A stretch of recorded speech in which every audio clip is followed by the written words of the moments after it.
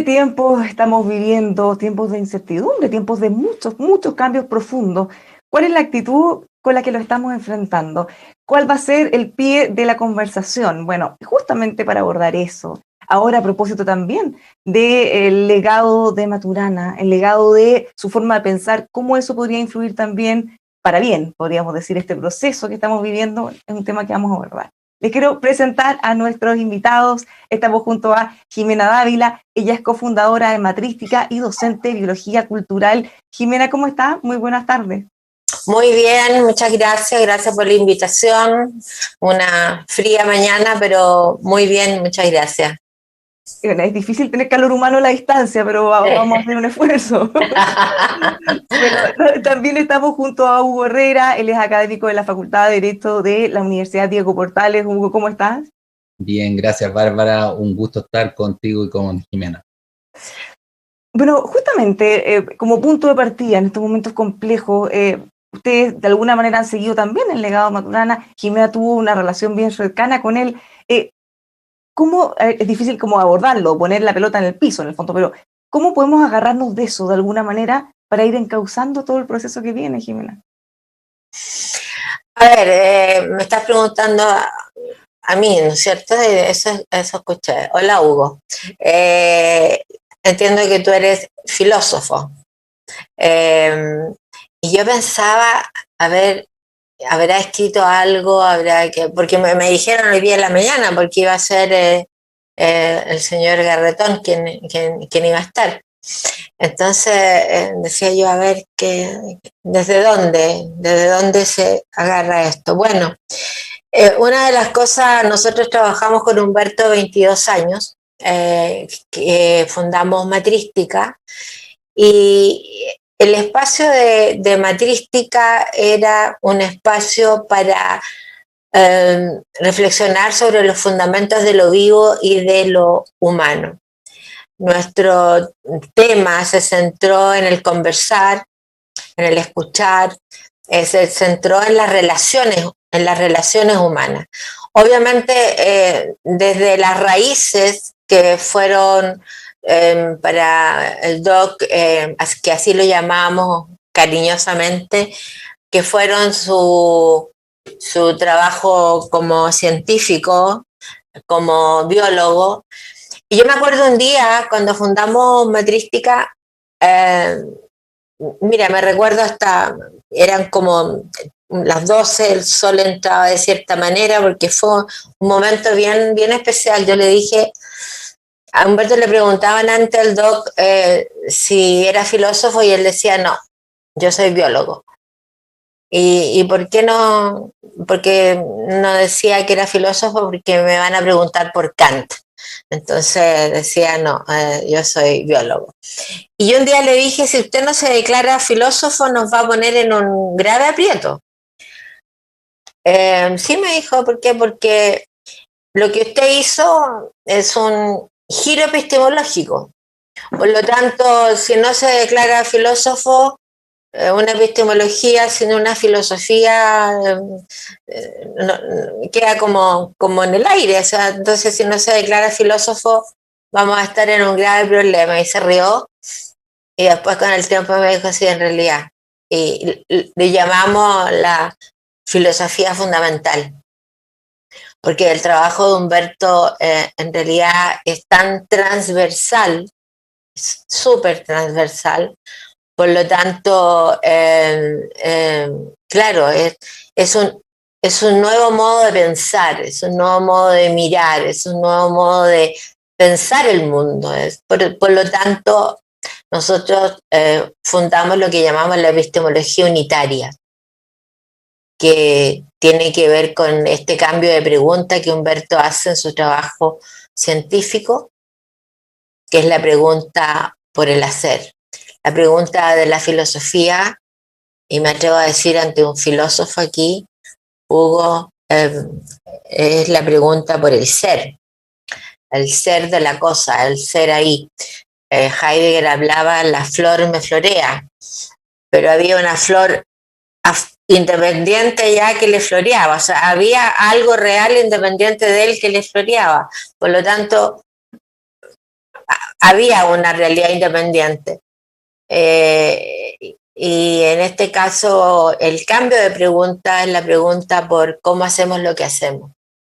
Y ese cambio de pregunta es, yo le decía, no solo le dio vuelta el ojo a la salamandra, sino que también nos dio vuelta el ojo a nosotros. Eso te podría decir al inicio. Hugo. Yo diría tres cosas. Uno, sobre la importancia de Maturana, que coincido con Jimena, fue un aporte transversal en el sentido de que se extendió tanto al campo de la biología, cuanto al campo, diría, por ponerlo en términos más o menos usuales, de la filosofía de la biología. Y en ese sentido sus aportes trascienden además estos dos campos. Yo me acuerdo cuando leía a Luhmann, por ejemplo, cuando estaba haciendo mi doctorado, citaban a estos chilenos, Maturana y Varela, y uno se sentía ahí orgulloso de ver que ocupaban un lugar fundamental en la teoría de la sociedad, en la teoría sociológica de Luhmann, que es uno de los autores más importantes del siglo XX. Eso diría en general, más allá de, por supuesto, toda la parte curricular en la que creo que sería ocioso extenderse, pero que es de las más destacadas con las que contamos en Chile, en una época además en la que no hay una infraestructura cultural como comparable a la de hoy día. Hoy día, qué sé yo, está FON, decir que financia del orden de 500 proyectos al año, o más, digamos, si incorporamos los de iniciación, hay becas para irse a doctorar, es relativamente fácil. Maturana pertenece a una generación en la que ubicaría también, por ejemplo, a Roberto Torretti en la filosofía, que es una generación de individualidades, más que de trabajo necesariamente colectivo. Ellos fueron precursores, y en ese sentido ocupa un lugar en la historia del desarrollo de la filosofía y de la ciencia en Chile. Lo segundo que me gustaría destacar es, claro, que la alusión de Jimena a Kant y Heidegger creo que es muy importante, porque Maturana efectivamente, probablemente lo que más lo hizo conocido fueron sus trabajos en filosofía de la biología. Y ahí efectivamente hay una tradición que se remonta a Kant, al pensamiento de Kant, que fue el primero que desarrolló en la modernidad una noción de vida.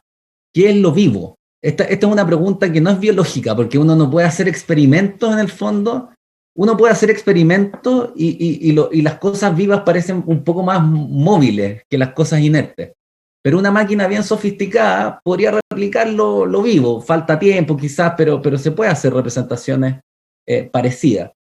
Pero hay algo que caracteriza lo vivo, que no lo captamos por medio de los sentidos, que es una cierta espontaneidad, la espontaneidad de lo vivo. Yo siempre le digo a mis alumnos cuando hablo de estos temas, ¿dónde está la vida? Es como los niñitos chicos, no está, no la vemos, es una interpretación que hacemos. Y eso lo vio Kant muy bien, y yo creo que hay un paralelo fundamental entre los desarrollos que hizo Kant y los desarrollos que hizo Humberto Maturana en esta explicación de la vida como un proceso de autopoiesis. ¿Qué significa autopoiesis? Es como espontaneidad espontánea. Poiesis es creación, de ahí viene poesía, y auto es autorreferida, digamos. Es nuevamente autónoma, es creación espontánea. Hay una cierta espontaneidad fundamental en la vida. Y la otra alusión a Heidegger que hace Jimena, yo creo que también es importante porque claro, Heidegger fue el filósofo que trató de estudiar el ser, y también en Heidegger encontramos todo un desarrollo sobre qué es lo que significa actuar, qué es lo que significa hacer, qué es lo que significa hacer en el mundo. Y en ese sentido, me atrevo, sin ser un especialista, por supuesto, en Maturana, me atrevo a decir que ese es un tema que él trabajó en relación a la filosofía de Heidegger. Y lo tercero, muy breve, que me gustaría destacar como el legado de Maturana, que era la pregunta que tú hacías, Bárbara, como para el proceso y qué es lo que se me ocurriría. Yo creo que que hay dos cosas. Por una parte, Maturana hace presente, y en eso está presente, hace presente la importancia de las humanidades. No me atrevería a decir filosofía así como filosofía de escuela, porque es una filosofía muchas veces autorreferida, digamos, demasiado autopoyética, podríamos decir. La filosofía especializada, sino de las humanidades, para entender procesos importantes, como por ejemplo, y aquí engarzo en un segundo punto, ¿cómo podemos entender al pueblo? El pueblo es una noción que lo usamos y los políticos hablan del pueblo, etc. Pero ¿qué es el pueblo? No está, también no está, digamos, una multiplicidad, y otros lo quieren domesticar y convertirlo en ciudadanía, electorado y todo lo demás. Pero el pueblo tiene una fuerza, tiene un poder, tiene una espontaneidad, que si bien no es igual a la vida biológica de las moléculas que se articulan en vida, sin embargo tiene una cierta espontaneidad que le podríamos atribuir metafóricamente. El pueblo de repente irrumpe. Estaba tranquilo y de repente el 18 de octubre todo cambió. Y el pueblo amplió el mundo, cambió el mundo, digamos. Chile no es el mismo desde entonces, aunque las cosas siguen siendo las mismas, nuestras sillas, nuestros libros son los mismos, pero como que la mentalidad cultural y social se alteró. Yo creo que para entender fenómenos así de complejos, el legado del pensamiento de Maturana es importante. Jimena. A mí, sí, la palabra legado me da un poco de, no sé, como de picazón así, porque el legado viene de, bueno, tú, abogado también creo, de ley, de herencia, algo se hereda, digamos. Y yo siento que como es tan transversal el trabajo de Humberto, más bien, yo lo dije en ese ritual que nosotros hicimos, Humberto es del mundo, o sea, su trabajo es del mundo, porque si ustedes vieran la transversalidad que tiene, desde haber un director de orquesta que hace una sinfónica, que se llama autopoiesis molecular, hasta diseños arquitectónicos, o sea, de lo que tú me pidas, o sea, de todo. Entonces, ¿qué es lo que hace nosotros en Matística? Nosotros generamos un espacio, yo le hablé con la palabra dar a otros las bases y los fundamentos del entendimiento de lo vivo y de lo humano, o sea, los fundamentos, o sea, como el radier, como mi papá, y siempre lo repito, me decía, Jimenita, no vale un mar de conocimiento con 1 centímetro de profundidad, más vale un charquito chico pero profundo. Entonces, eso hacemos en Matística. En los años que estuvimos juntos, eso fue lo que nosotros desarrollamos desde su trabajo. Piensa tú que Doc murió a los 92 años, tiene un trabajo enorme como biólogo en el laboratorio, y etcétera, etcétera.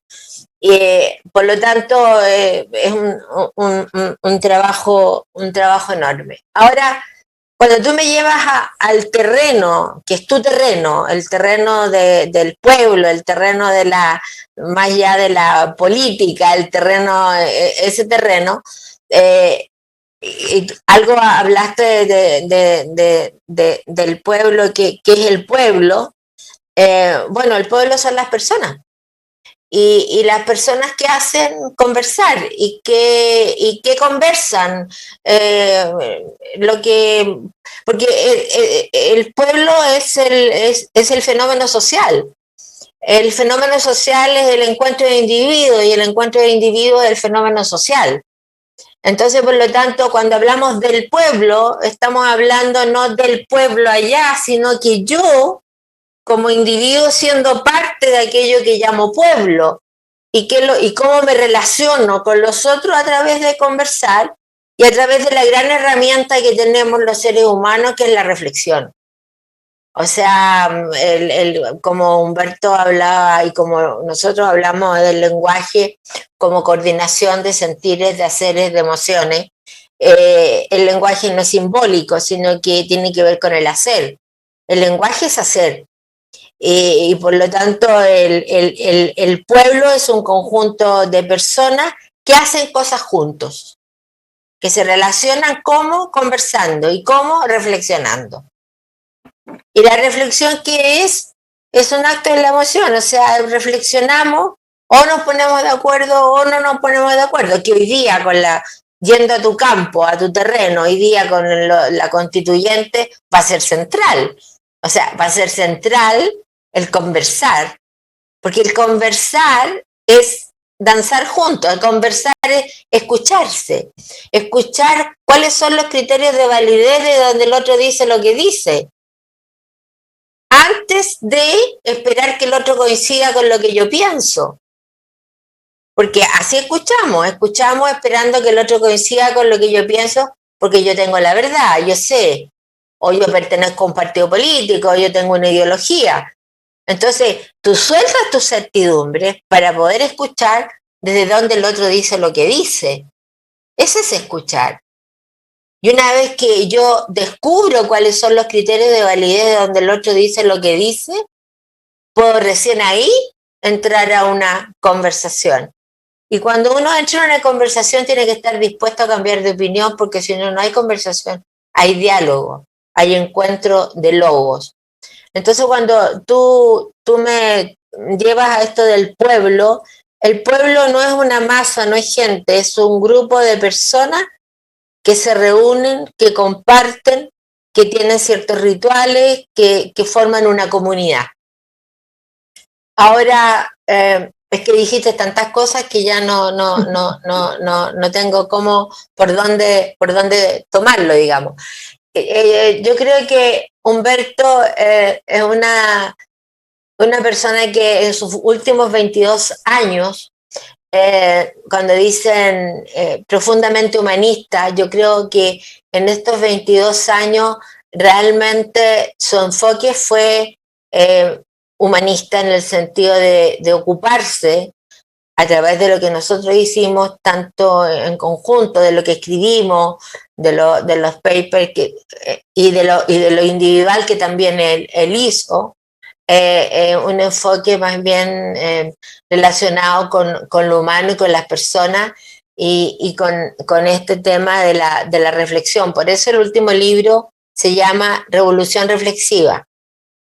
O sea, era como aportar a lo que estamos viviendo hoy día, porque uno aporta desde lo que uno hace, ¿no? Y nosotros hacemos y generamos ideas y aportamos con este libro para decir, si no nos ponemos a reflexionar, nos vamos a extinguir como seres humanos, digamos. Entonces, ahora, cuando hablamos de esta epistemología, estamos hablando un poco de lo que decía Bateson. Es como rama de la filosofía.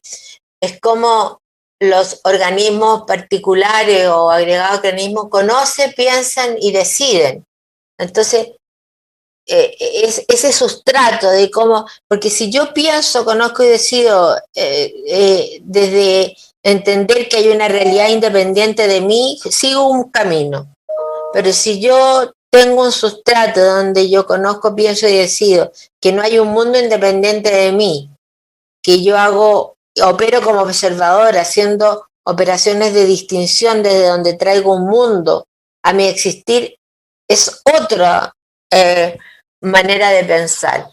Y esa otra manera de pensar yo creo que fue algo central en el trabajo de Humberto y que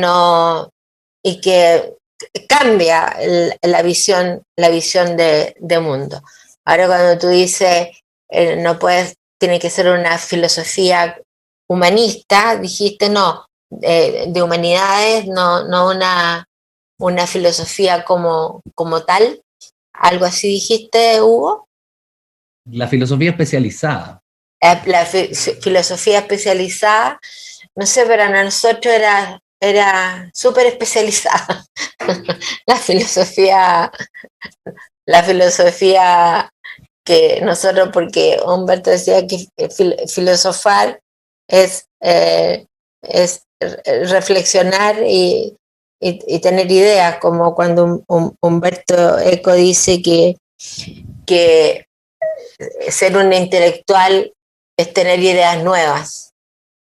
No es leer mucho, sino que tener ideas nuevas. Sí, yo justamente quería profundizar un poco en eso, Hugo, pensando que pareciera que las discusiones en el Congreso, por ejemplo, están muy entrabadas entre lo emocional, lo técnico, pareciera que unas cosas son más importantes que las otras, y eso de alguna u otra manera también se podría reflejar en la convención, y me llama la atención esto de mezclar de alguna manera la filosofía o de tratar de darle un sentido, de tratar de dar una mirada humanista, digamos, a cosas que tradicionalmente estaban en otro ámbito. ¿Cómo ves que estamos listos para hacer un cambio así? ¿Qué diferencias pueden haber respecto a las conversaciones que hemos tenido hasta ahora con las que esperamos que ocurran en adelante? Yo insisto, creo que los estudios humanísticos, más que, por ejemplo, un paper en filosofía analítica, son relevantes. La literatura, no solo la filosofía, la literatura, la música, y la filosofía pensada más como una actividad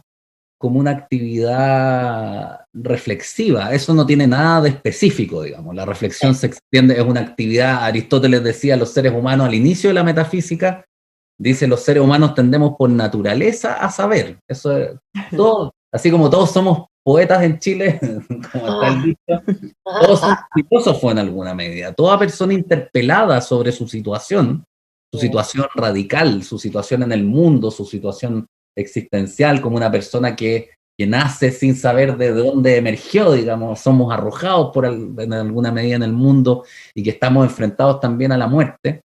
Bueno, esa es una manera de plantearse las cosas que tiende a hacer la filosofía y que es importante que también se incorpore en reflexiones políticas. Yo creo que la definición del pueblo tiene una complejidad, por ejemplo, de la que hay que hacerse cargo. Y con eso trataba de referir a la importancia que podía tener acudir a conceptos como el de Maturana, o a conceptos también, y en ese sentido hablo de legado. Maturana no escribe en Pampa, digamos, no es que él haya inventado una teoría radicalmente nueva que no tenga nada que ver con la filosofía anterior. Las ideas de Maturana ya estaban en alguna medida importante en Kant, en Heidegger, en el romanticismo alemán, y son desde ahí que uno puede entenderla a su vez desde esa tradición o desde ese legado. Yo, en ese sentido hablo de legado como una tradición viva, no para matar hacerle un monumento y dejarlo ahí, digamos, sino para estudiar con el autor. Y en ese sentido la noción de pueblo es muy fregada, digamos, en términos de tratar de entenderla. El sistema político tiene que hacerse cargo del pueblo, hablemos así, y la convención fracasa si no llega a entendimientos en los cuales el pueblo pueda sentirse reconocido. Pero cuando hablamos del pueblo, y nosotros somos el pueblo, efectivamente, no hablamos de una agregación de individuos solamente, ni siquiera hablamos de individuos conversando solamente. Hablamos también de individuos que viven en común, que habitan una misma tierra, digamos, una misma tierra de la que hay que hacerse cargo. Un pequeño punto, porque claro, vivimos o habitamos una misma tierra, pero quizás no vivimos tantas cosas en común. Las realidades son muy distintas, eso hace que sea más difícil, quizás, no sé, considerarse todos como interlocutores válidos, o quizás una superioridad de uno sobre otro. El pueblo es una totalidad que tiene elementos parecidos, pero a su vez es una suma de individuos, o sea, tiene las dos cosas.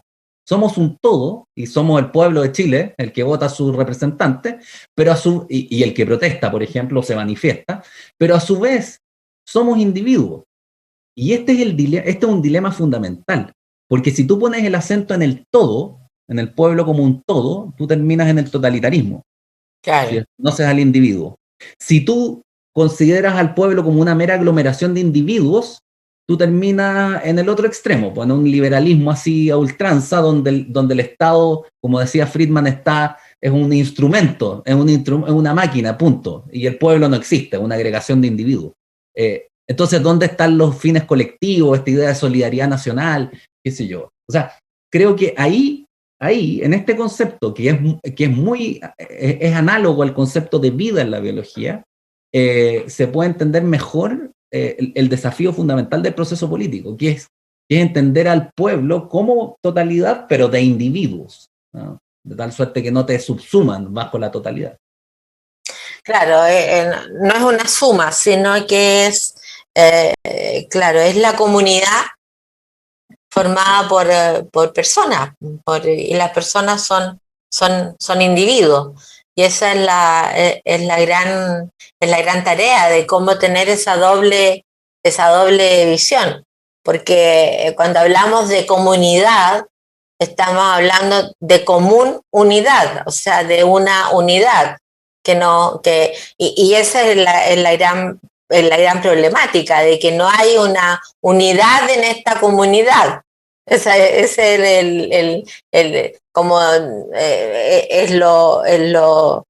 es lo terrible, digamos. Como la tradicional, en el fondo. Que claro, como que somos, pero claro. En realidad no, deberíamos. Y seguimos siendo, o sea, es como raro, porque seguimos siendo comunidad, pero no estamos unidos como tal. Ahí está lo que llamamos la brecha, lo que llamamos la brecha en todo sentido, en educación, en todo sentido. Entonces, somos una comunidad fragmentada, para ponerlo, pero seguimos siendo comunidad.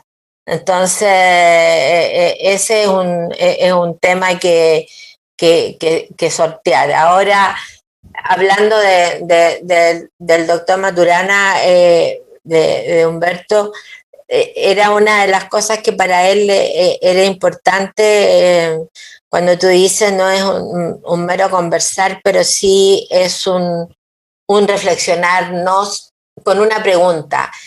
¿Queremos o no queremos convivir? Esa era la pregunta que siempre nos hicimos y que él se hacía.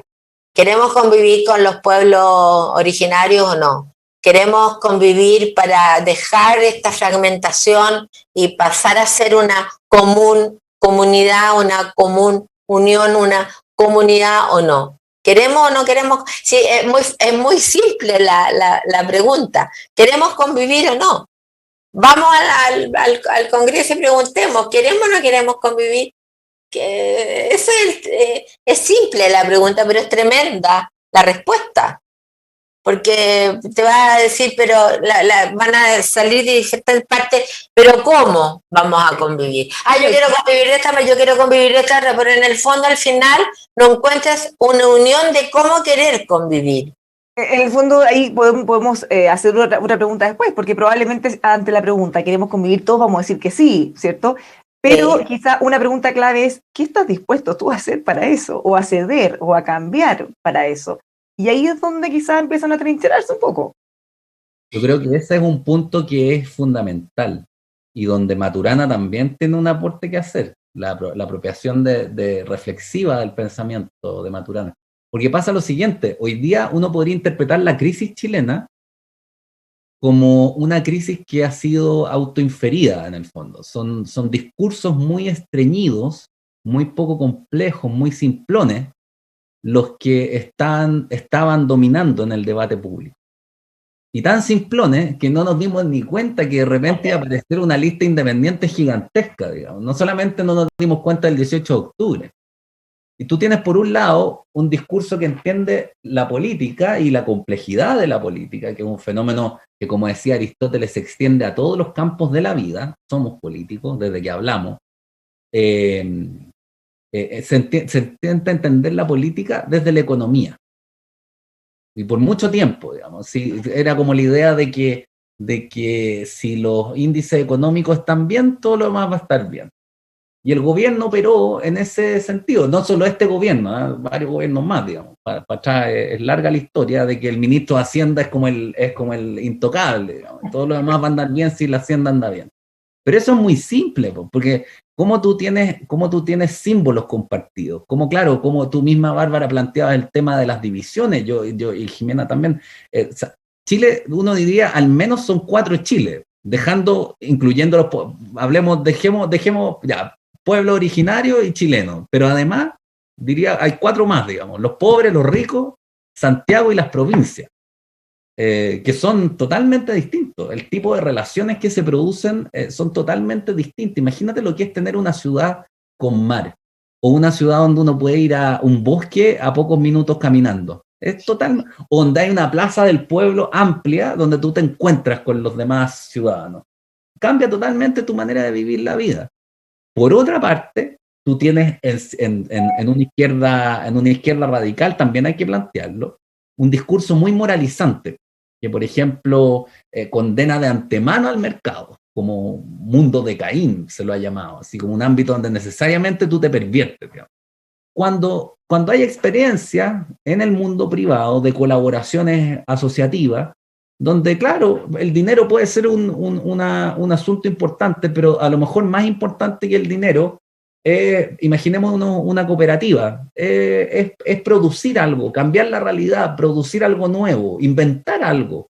Todo eso te produce felicidad y son esas experiencias las que posibilitan una economía privada bien controlada, bien regulada, por supuesto, además de dividir el poder entre el Estado y la sociedad civil, que es fundamental. Entonces, quizás estuvimos viviendo mucho tiempo bajo discursos muy estrechos. Y todo este aporte que puede hacer la ciencia, las humanidades, el pensamiento filosófico a la situación política, te permite ampliar la caja de herramientas, te permite abrir la matriz de conceptos con las cuales tú te abres a la realidad, comprendes la realidad. Porque eso se trata al final la política. Lo que le pedimos a los políticos, al sistema político, es que comprenda lo que está pasando y le ofrezca soluciones adecuadas. Es lo que esperamos de la constituyente. Pero para que eso pase, Hugo, tengo que querer escuchar eso. Y una de las cosas que con el Doc siempre hablábamos, que mientras estemos atrapados en ideologías y las transformemos en fundamentalismo, somos esclavos del fundamentalismo. Porque lo menos que quiere un fundamentalista es reflexionar, porque puede cambiar de opinión y deja de ser fundamentalista. Entonces, el tema son el apego absoluto a la ideología, a teorías, a pensamientos que no te dejan reflexionar. Por eso el tema, por eso la reflexión es tan importante, y somos los únicos seres vivos en el planeta que reflexionamos, que podemos preguntarnos cómo estoy haciendo lo que estoy haciendo. ¿Me gusta cómo estoy haciendo lo que estoy haciendo o no me gusta? Somos los únicos que podemos retroceder y mirarnos el cómo hacemos lo que hacemos. Por lo tanto, imagínate si voy con este discurso al Congreso de señores, reflexionemos, miremos cómo estamos haciendo lo que estamos haciendo. O sea, esta señora se volvió loca, ¿qué está diciendo? O sea, yo lo estoy haciendo súper bien, si los malos son los otros, porque vivimos en una cultura donde todos los otros son culpables de mi desgracia y yo no tengo absolutamente nada que ver. Jimena, y justamente en ese punto, ¿puede haber un cambio, quizá ya de un punto de no retorno, lo que ocurrió el fin de semana pasado con las elecciones? Y digo porque finalmente la derrota de los sectores tradicionales, de los partidos, de la institucionalidad más tradicional, fue tremenda. Entonces, ya se están dando cuenta, en el fondo, o no pueden seguir afirmando, oye, los equivocados son otros, nosotros lo estamos haciendo todo bien. Fue bien contundente el rechazo a esa forma de actuar. O sea, si no se dan cuenta ahora de que el timón tiene que ir por otro lado, y si no hay un acto de reflexión, entonces significa que, como decía, me voy a atrever a decirlo, porque antes lo decía el Doc, cuando uno es consciente de lo que hace, si tú eres consciente, Hugo, de lo que hace, y tú, Bárbara, también, de algo que te causa daño, que te causa dolor, que te genera malestar, ¿qué haces tú? Cambias el modo de hacer. Haces otra cosa. Obvio. Y si no lo haces, o eres tonto, digo yo, y el doctor agregaba la otra parte, o malévolo, decía el doctor. Ahora, eso puede influir dependiendo a quién afecta o no, porque uno podría decir, bueno, claro, voy a seguir haciendo algo. Era una manera como de decir, como para dejar así, o sea, sí, malévolo. Pero era como, porque si uno ve que hay algo que no está haciendo bien, no puede seguir haciéndolo. Porque entonces significa que no, hasta un niño chico se da cuenta, o sea, parece que esto no está bien y voy por otro lado. O sea, cualquier ser humano pensante que reflexiona, si sabe que está haciendo lo que está haciendo y no lo está haciendo bien y le causa daño, entonces lo hace de otra manera, busca otro camino, reflexiona, la reflexión.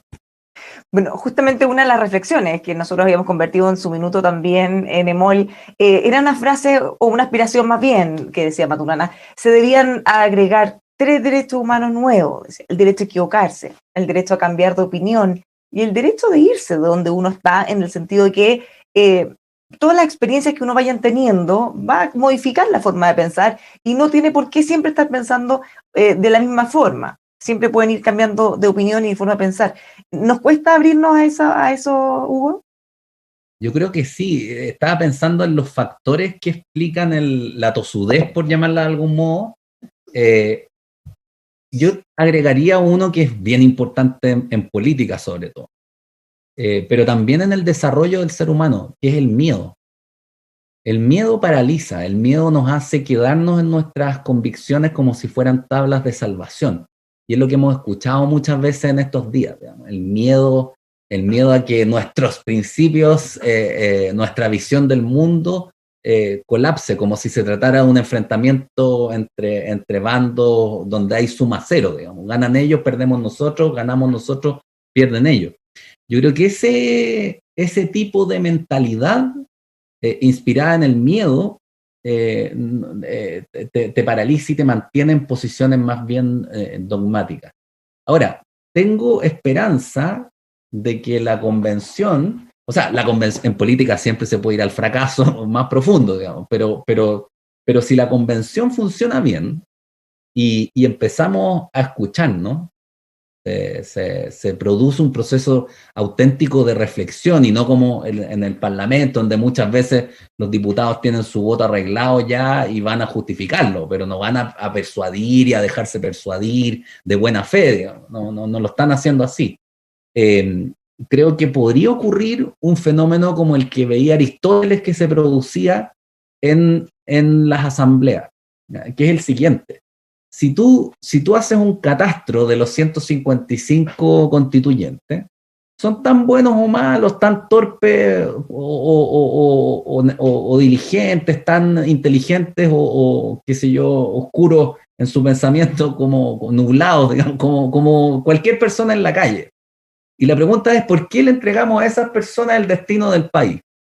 Bueno, uno, porque son iguales a los que están afuera, así que tienen derecho a estar ahí. Pero dos, porque una cosa es ese conjunto, ese ramillete, podríamos decir, de representantes puestos en sí mismos, y otra cosa es ese mismo grupo en diálogo, en un proceso dinámico de intercambio de opiniones, donde se van persuadiendo, donde van conociéndose. Eso va a pasar.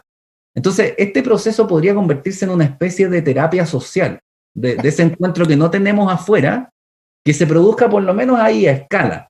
Yo creo que hay cosas buenas, como que, por ejemplo, hay mucho independiente. Eso puede causarle nerviosismo a la clase política tradicional. Pero creo que es bueno porque representan chilenos que vienen menos contaminados, por decirlo así, por las dinámicas partidistas. Y esa gente, claro, puede irse conociendo, puede irse respetando, puede irse abriendo y van argumentando además. Entonces pueden irse abriendo a nuevos argumentos, a nuevas maneras de mirar el asunto y desarrollando confianza. Y ese proceso de encuentro yo creo que al país le falta, por eso la crisis. En el fondo, nuestra crisis es el producto de que por mucho tiempo estuvimos tratando de entender la realidad a partir de nuestras propias perspectivas, pero sin pensar al otro, si eso es al final, pensar al otro. Sin ver al otro, sin pensar al otro. Y como tú dices, los independientes vendrían a ser los catalizadores ahí. O sea, en el sentido de que pueden ser las cadenas de unión como para generar una buena conversación. Claro. Vamos a Yo tener creo gente con que los dados cargados, pero también otros que van a estar más abiertos a escuchar. sí. Ahora, como hay una ley sistémica que dice, lo que resulta nunca es parte del proceso que le da origen.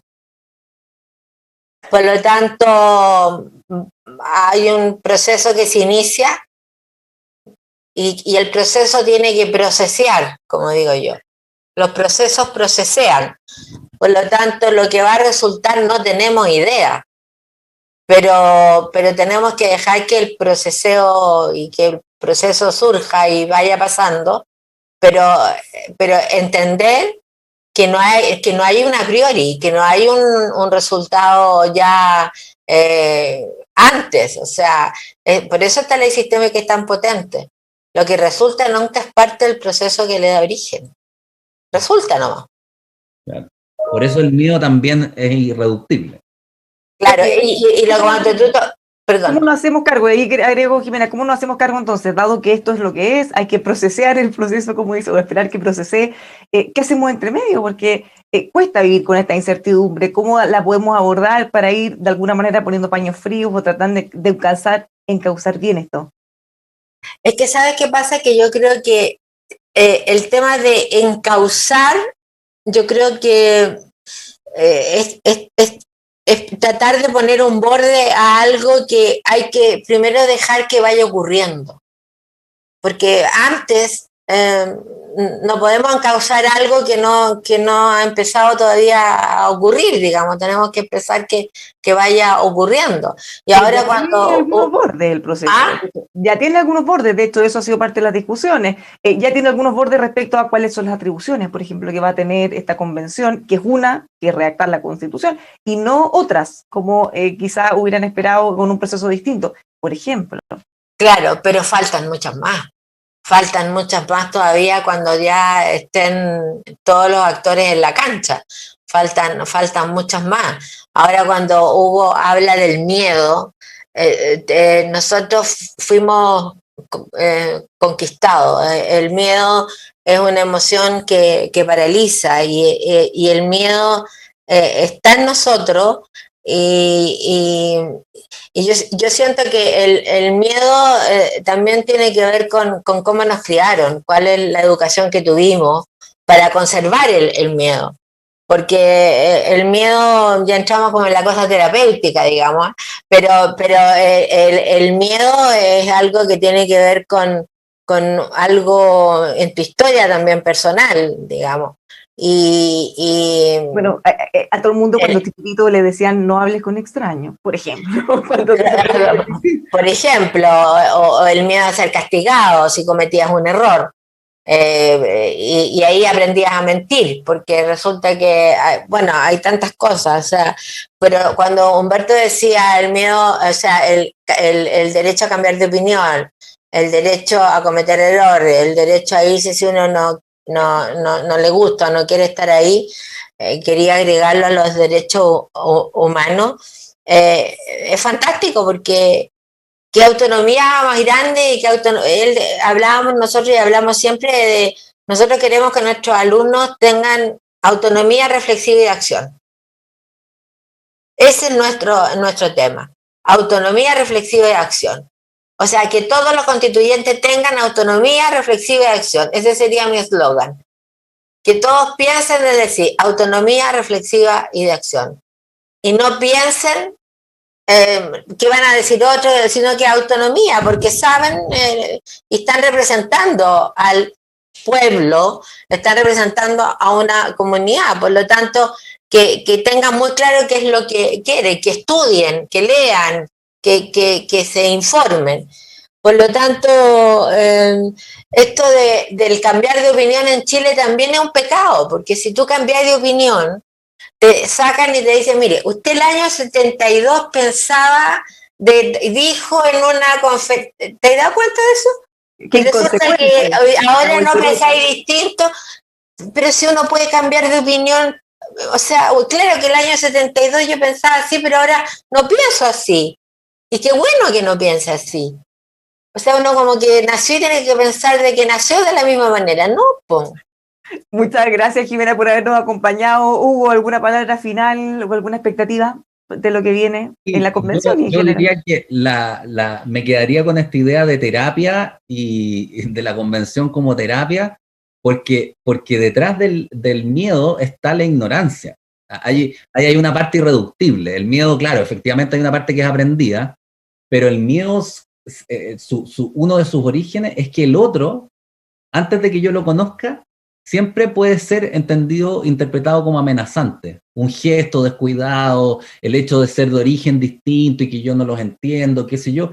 Entonces, la convención va a tener que romper esa dinámica del miedo. Y en ese sentido yo creo que puede ser una buena ocasión de darle proceso, digamos, y un cierto encauzamiento, pero que ojalá sea bien creativo a lo que estamos viviendo. Muchas gracias, Hugo. Nuevamente, muchas gracias, Jimena, por esta interesante conversación. Pues que tengan una muy buena semana. Gracias, Hugo. Ha sido un placer conversar contigo también. Muchas gracias a los dos. Gracias. Espero que para ustedes que nos están acompañando también haya sido muy interesante estas reflexiones que vamos a tener que seguir teniendo en este año con tantos cambios. Muchas gracias por acompañarnos. Siga junto a nosotros en emol.com.